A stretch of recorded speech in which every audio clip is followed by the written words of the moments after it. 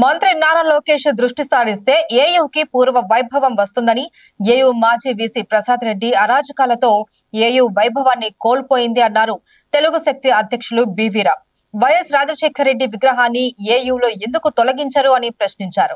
విశాఖలో వైసీపీ నేతల పరిపాలన రాజధాని అవుతుందనే ఉద్దేశంతో ఇన్సైడ్ ట్రేడింగ్ నడిచింది అని, వైవి సుబ్బారెడ్డి, విజయసాయిరెడ్డి నేతృత్వంలో భూ ఆక్రమాలు జోరుగా జరిగాయని వారు ఆరోపించారు. శారదా పీఠానికి ఇచ్చిన 10 ఎకరాల భూమిని వెంటనే వెనక్కి తీసుకోవాలి అని తెలుగు శక్తి అధ్యక్షులు బివిరామ్ డిమాండ్ చేశారు.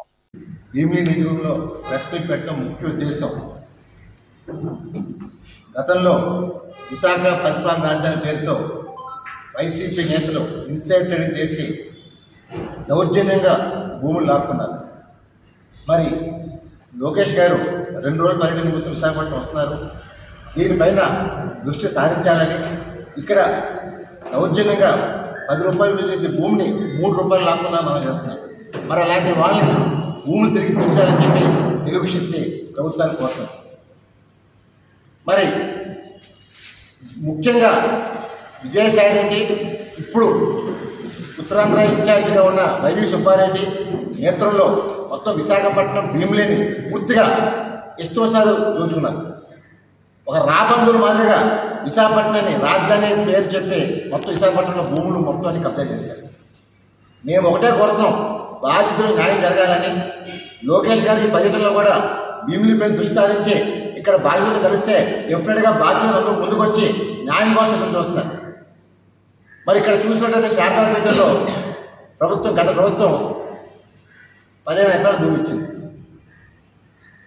ఆ క్రితం ఎందుకు ఇచ్చిందో అర్థం కావట్లేదు.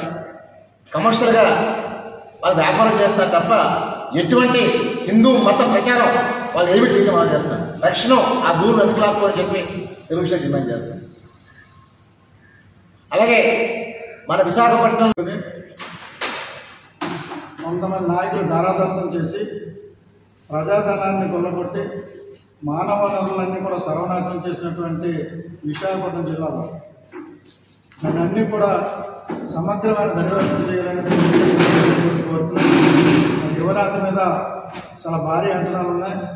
ఆ భారీ అంచనాలు తగ్గట్టుగా విశాఖపట్నం పైన దృష్టి పెట్టమని లోకేష్ గారికి కోరుతున్నాం. ఎందుకంటే మనం విశాఖపట్నం నుంచి భీమిలి వరకు కూడా చూసుకున్నట్లయితే వేలాది ఎకరాల భూములు కబ్జాలకు గురై, వేలాది ఎకరాలు దౌర్జన్యంగా దోచుకొని, వేలాది ఎకరాలు ఎస్సీ ఎస్టీ దోచుకొని ఈ ప్రభుత్వంలో ఉన్నటువంటి పెద్ద ప్రభుత్వంలో ఉన్నటువంటి గత ప్రభుత్వ అధికారులు నాయకులు అందరూ కూడా కొమ్మక్కై పేద ప్రజల పక్కన కొట్టినటువంటి భూములన్నీ కూడా వెనక్కి రప్పించాలని, మరి పేదలకు జరిగినటువంటి అన్యాయాన్ని ఆ పేదలకి కళల్లో వారికి ఆనంద వాస్తవాలు చూపించాలని లోకేష్ గారిని కోరుతున్నాం.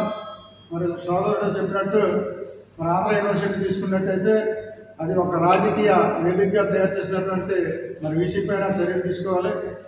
అక్కడ ఉన్నటువంటి స్టూడెంట్స్ని కూడా రాజకీయ ప్రేరేపణ చేసినటువంటి అతని మీద సమగ్ర దర్యాప్తు చేసి అతను కూడా శిక్షించాలనేది ఈ వేదిక ద్వారా కోరుకుంటూ మరి లోకేష్ గారు మొదట విజ్ఞప్తి చేస్తున్నాం. విశాఖ ప్రజల కబంధ హస్తాల నుంచి తీసుకున్నటువంటి భూముల్ని ఎవరైతే పేదలను ఆ పేదలకు పంచిపెట్టే విధంగా మీరు ముందుకు